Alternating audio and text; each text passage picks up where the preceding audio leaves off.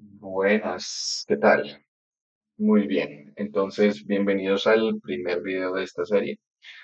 En este video vamos a estudiar o a aprender de qué manera podemos reexpresar los estados financieros para que nos ayuden en el proceso de modelación y estructuración de todo el modelo financiero que vamos a trabajar de aquí para adelante.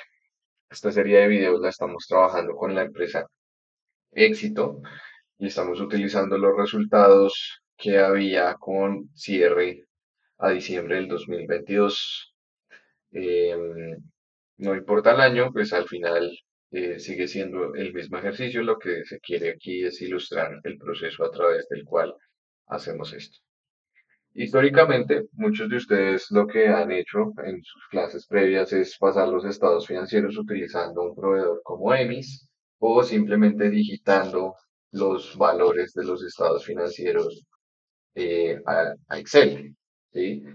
Digamos que eso funciona bien, pero cuando necesitamos hacer una modelación detallada, necesitamos, así como lo veíamos en clase, además de ser muy precisos en entender cuáles son las cuentas y en entender su naturaleza y qué es lo que están reflejando, también debemos asegurarnos de que en el Excel tengamos más detalle cuando se requiera y menos detalle cuando no se requiera. ¿Sí? Entonces, el ejercicio de reexpresar los estados financieros a Excel no es simplemente el proceso de digitarlos y pasarlos al Excel, que es un proceso completamente manual, sino que exige un proceso de criterio.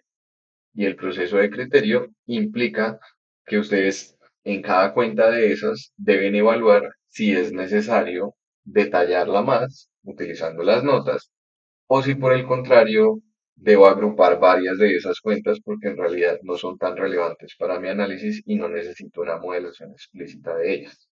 ¿Listo?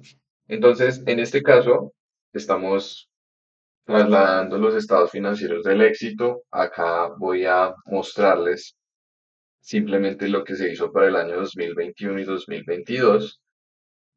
Básicamente para los años hacia atrás es el mismo proceso, pero simplemente para que ustedes comprendan qué fue lo que se hizo allí. Entonces, aquí están los estados financieros trasladados al Excel, ¿sí? Y aquí hay varias cosas que son importantes de decir. La primera de esas es que si ustedes observan, los tres estados financieros están en una sola pestaña. Algunos de ustedes pueden estar acostumbrados por otras clases a que uno tiene una pestaña para el estado de situación financiera, otro para el estado de resultados y otro para el estado de flujo de efectivo. No significa que esté bien o que esté mal o que alguno sea mejor que otro, simplemente que trabajar el formato en la misma hoja me facilita la conexión entre estados financieros y el cierre del modelo, que les he comentado varias veces que el cierre del modelo nos referimos a el hecho de que el modelo esté integrado completamente y que cuando yo mueva variables, contablemente todo se ajuste y siga respetando la ecuación patrimonial, ¿sí? Manteniendo el principio de doble partida.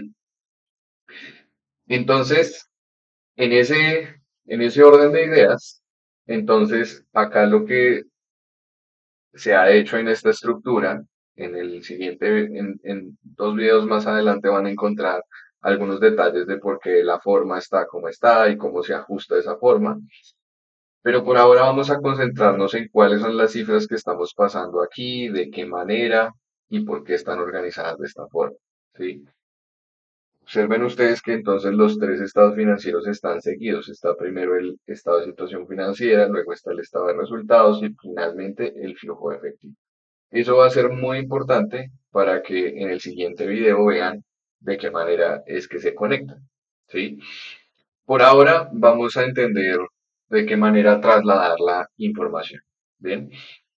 Entonces, lo primero es aquí empezar a hacer un proceso una a una de las cuentas, ¿no? Entonces, acá yo tengo efectivo y equivalentes de efectivo, 1.733.000 es el valor que yo conozco acá. Y así sucesivamente con cada uno. Pero observen, por ejemplo, que en las cuentas por cobrar, acá sí están discriminadas. Si ustedes la miran en el estado de situación financiera como aparece originalmente en el estado financiero, aquí solamente aparece el valor general y me remite a la nota 8. Con la nota 8 se han construido estos elementos de aquí. ¿Y por qué es importante? Porque fíjense ustedes que acá se discrimina el acumulado de la cartera en deterioro, otras cuentas por cobrar que son distintas a las comerciales. Entonces, lo que aquí queremos diferenciar sobre todo es lo que es verdaderamente capital de trabajo, ¿sí? Entonces, por eso hemos hecho esta diferenciación. Y así sucesivamente con cada una de las diferentes cuentas que vamos viendo aquí. Entonces, en el inventario neto también está discriminado por separado en lo que está disponible para la venta y otro tipo de inventario que es diferente. En el activo corriente empezamos a hacer el mismo ejercicio, entonces ahí se van a dar cuenta que algunos valores se han trasladado igual, otros no. Por ejemplo, fíjense que en el caso de propiedad, planta y equipo, aquí se ha abierto todos los componentes de la propiedad, planta y equipo, porque cada uno de estos tiene una evolución distinta y además va a tener implicaciones más adelante cuando estemos modelando todo el componente de inversión. ¿Sí? Entonces, por eso, este de propiedades de inversión se ha hecho discriminado, lo mismo que el de propiedad, planta y equipo. Adicionalmente, vean que en el caso de otros activos de largo plazo, que es este que está acá, estos sí están agrupados. Entonces, fíjense que aquí estamos agrupando varias cosas que están acá. Intangibles, derechos de uso, inversiones bajo el método de participación y otros. ¿Por qué?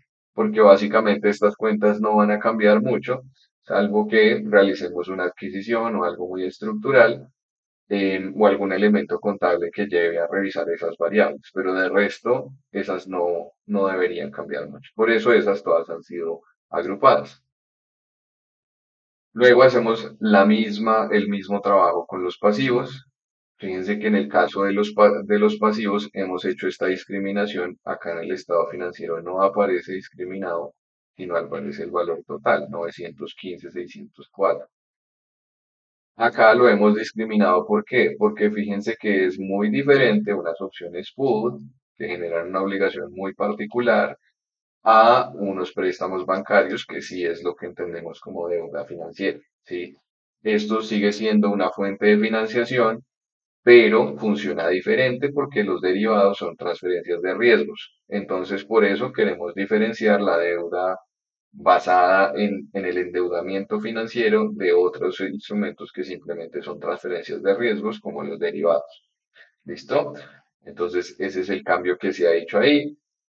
Y en algunos casos se ha reubicado, por ejemplo, la porción no corriente, porque en algunos casos en las notas aparece la porción corriente y la porción no corriente de la deuda, entonces se han reajustado de tal manera que guarden coherencia y los totales se respeten. ¿Listo? Entonces, eso se ha hecho de esa manera. De igual forma, cuando hay muchos pasivos que no son de importancia para el análisis, pues esos otros se consolidan. Ustedes se preguntarán, pero uno cómo hace para saber qué se consolida y qué no se consolida. Pues la respuesta es que no hay una respuesta propia o una regla general que defina cuáles yo debo reagrupar y cuáles no. Eso depende de mi análisis. En algunas ocasiones puede pasar que yo simplifique mucho unas cuentas y después me doy cuenta que si las necesito más separadas. O en otras ocasiones me puede pasar que yo tengo mucha desagregación de cuentas y me doy cuenta que al final no las necesitaba separadas. Entonces es un proceso de prueba y error, pero digamos que el criterio que yo les daría es que en la medida de lo posible traten de trabajar con la menor cantidad de cuentas posibles, ¿sí? Recuerden que aquí estamos en un ejercicio de eficiencia, ¿sí? Y como estamos en un ejercicio de eficiencia, lo que necesitamos es que sea lo más rápido, lo más efectivo que se pueda. Entonces, en la medida en que puedan simplificar varias cuentas sin perder flexibilidad y precisión en el análisis, pues es lo mejor que pueden hacer. O sea, siempre tiendan a trabajar con menos y no con más cuentas, ¿vale? Muy bien. Ahora vamos al estado de resultados. Este es mucho más sencillo, pero aplica la misma lógica. Observen ustedes, acá tenemos ingresos 2619 y por ejemplo, perdón, acá tenemos en los costos 15,380, ¿cierto? Pero observen que aquí las ventas Acá están completamente consolidadas, aquí están separadas por venta de bienes, servicios y otros ingresos. ¿Por qué es importante esto? Para entender las líneas de negocio, que va a ser súper clave cuando hagamos todo el análisis de la parte operacional. Entonces, fíjense que este es uno de los casos en donde en vez de simplificar, yo estoy es aumentándole complejidad a la representación que yo tengo acá en estos estados financieros. E incluso, fíjense que acá en la venta de bienes lo hemos separado mucho más en venta de mercancías y de inventarios de inmobiliarios, que son dos cosas diferentes, son dos modelos de negocio distintos. ¿Listo? Entonces, esos los hemos separado y son importantes porque es importante entender cada una de las líneas de ingreso. Muy bien, ahora observen que para el lado de costos también, si miramos acá, los costos están acá simplemente generalizados y acá también los hemos llevado a detalle para entender de dónde viene esa estructura de costos y qué podemos relacionar con qué cosas. ¿Listo? Finalmente también acá hacemos una separación que es importante y es porque en algunas compañías dentro de sus costos incorporan algunas depreciaciones.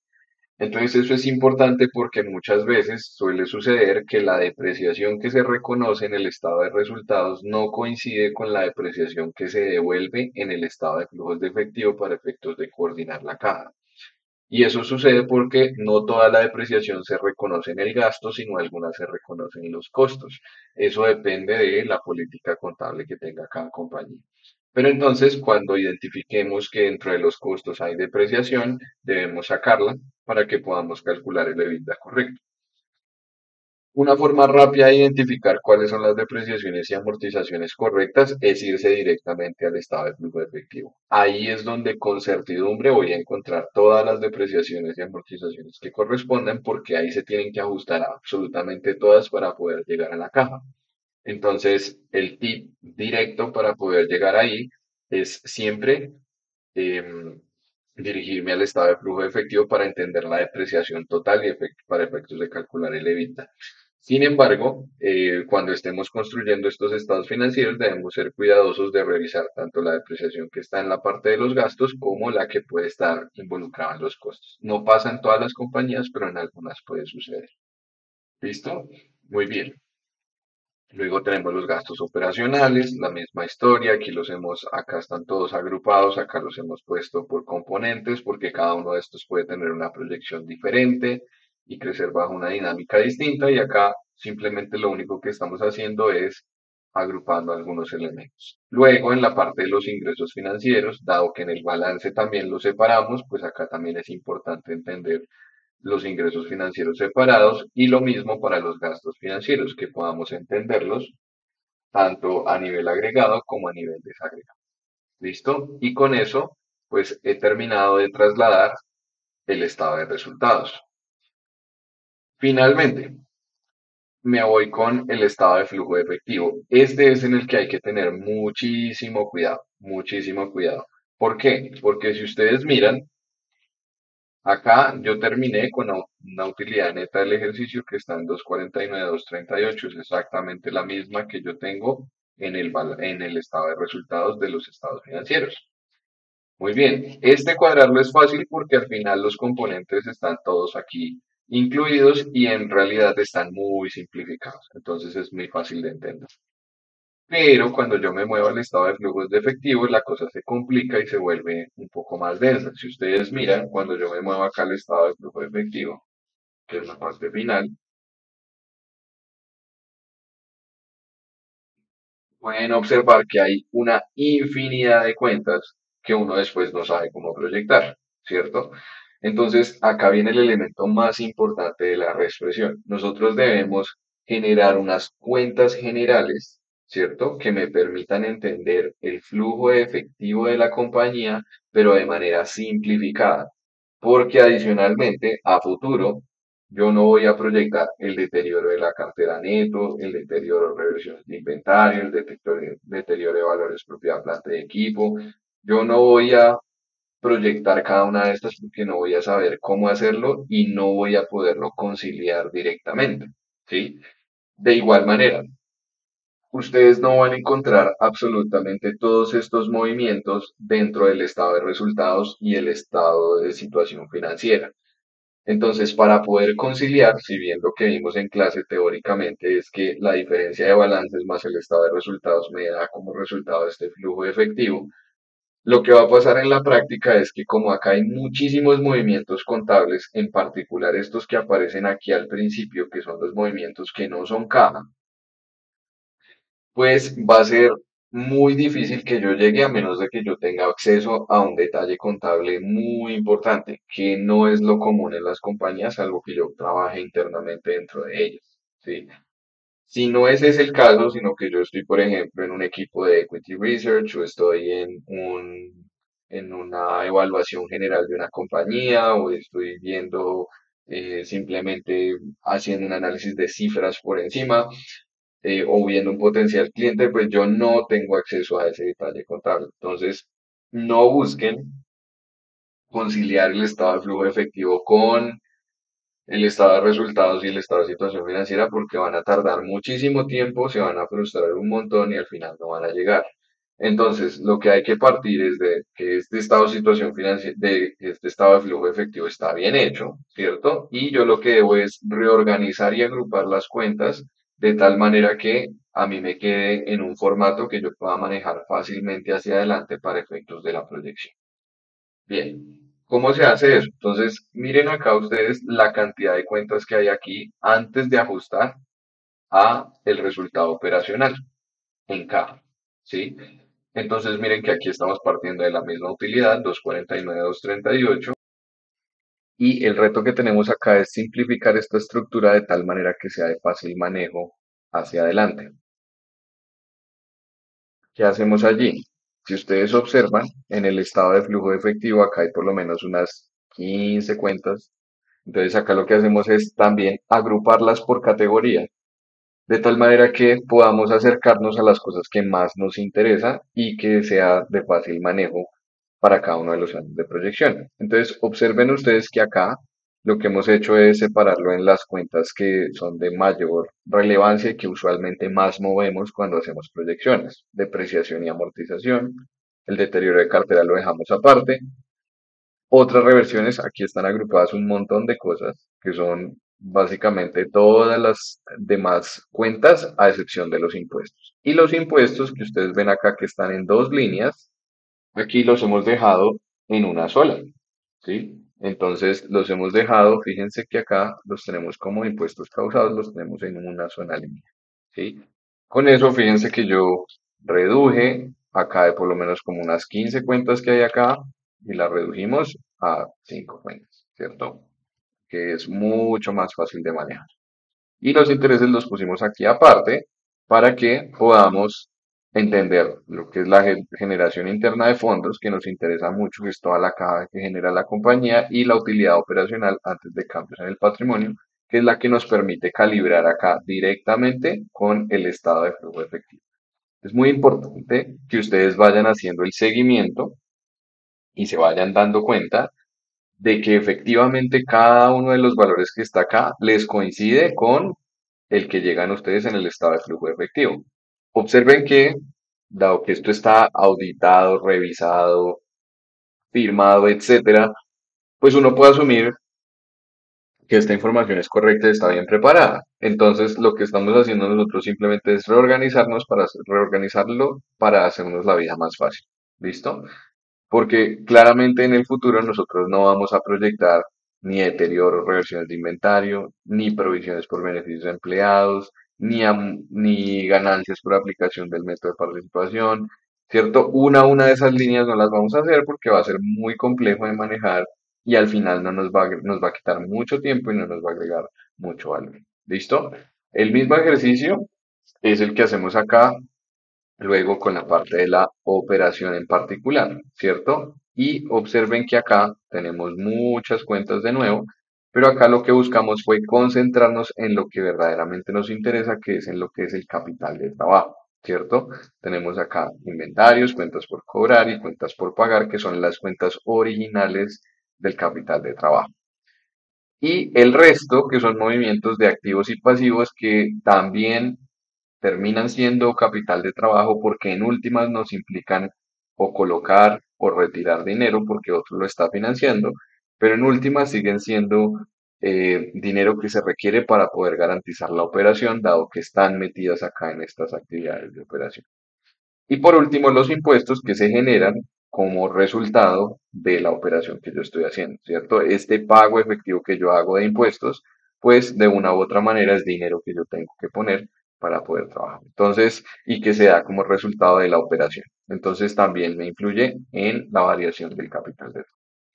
Y de esta manera, yo me aseguro que llego exactamente al 901.429. Ahora, es importante que en otro tipo de análisis, pues claramente el impuesto no va, pero de todas formas debemos tener muy claras cada una de estas tres cuentas para efectos de rotaciones. Por ejemplo, el impuesto no irá en ese caso si vamos a analizar el ciclo de conversión de efectivo de o las rotaciones, pero para efectos de aquí entender cuáles son los flujos que provienen de la operación, ahí sí es necesario incorporar el impuesto.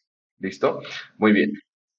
Luego bajamos acá, hacemos el mismo ejercicio con los flujos de inversión, ¿cierto? Y se agrupan las que correspondan y las que no se dejan igual. Me aseguro que llegó al mismo valor, ¿cierto? Y finalmente la misma historia con la financiación, me aseguro que llegó al mismo valor, ¿cierto? Calculo la caja del periodo, que es la suma de los tres flujos, el de operación, el de inversión y el de financiación, llegó a lo mismo, ¿cierto? Y finalmente acá hago este ajuste por diferencia en cambio, que tiene que ver con el movimiento en caja. Y partiendo del saldo anterior, completo con el flujo del periodo y ahí debería llegar al saldo final que debería coincidirme exactamente con el que tengo acá en el estado de flujo de efectivo. ¿Listo? Muy bien. Es muy importante que cuando yo haga toda esta formulación aquí, que cuando yo haga todo el paso de esta información acá al Excel, lo haga formulado, ¿sí? ¿A qué nos referimos con esto? Que yo, por ejemplo, acá en el activo corriente sume los subtotales correspondientes, que los subtotales los sume a partir de las cuentas individuales, pero que en general tenga todo formulado. Eso me permite dos cosas. Una, ser más ordenado y facilitar el proceso que viene en el siguiente paso. Pero adicional a eso, también me va a facilitar el verificar que estoy trasladando bien los valores que provienen del estado financiero, porque hay veces, como esto es un proceso manual, que podemos cometer errores al momento de pasar la información. ¿Listo? Entonces, con esto queremos ilustrar que si bien a través de los sistemas de información y eso yo puedo facilitar las cosas trasladando la información financiera, me puedo, digamos, hacer que sea más sencillo porque Miss va y me bota el estado de resultados tal cual como está acá. Entonces yo tengo la responsabilidad de revisar que la información que proviene del sistema de información es correcta, ¿sí? Porque hay ocasiones en que traen errores, ¿sí? Puede pasar, por ejemplo, que como estas cuentas se tienen que estandarizar y como vimos en clase, algunas compañías pueden colocar, dependiendo de sus políticas contables, ligeramente diferente algunos elementos con nombres distintos. Entonces, en general, las plataformas de información tratan de homogenizarlo lo que más se pueda, pero no siempre está estandarizado 100%. Entonces, algunas cosas pueden quedar en otros campos o algunos valores pueden quedar con un error. Entonces, es importante que cuando estemos pasando esta información, bien sea que la pasemos toda a mano o que nos ayudemos parcialmente con el sistema, que se puede perfectamente porque yo descargo el sistema toda la información, ¿cierto? Y si en una cuenta necesito más detalle, pues con las notas le meto más detalle. Y si en otra necesito menos detalle, pues simplemente sumo las cuentas, las reagrupo y las dejo en menos líneas, ¿sí? Entonces, de todas formas, sí es una ventaja y podemos usar el sistema para que nos acelere el proceso, pero es nuestra responsabilidad en todo momento curar la información y asegurarnos de que tenemos correctamente diligenciados todos los valores y adicionalmente que están con las sumas que correspondan para que podamos asegurarnos de que el cierre de los estados financieros nos quede correcto. ¿Listo? Entonces, ahora ya vamos a hacer la parte que corresponde con la integración de los estados financieros. Esa sección la vamos a ver en el siguiente video.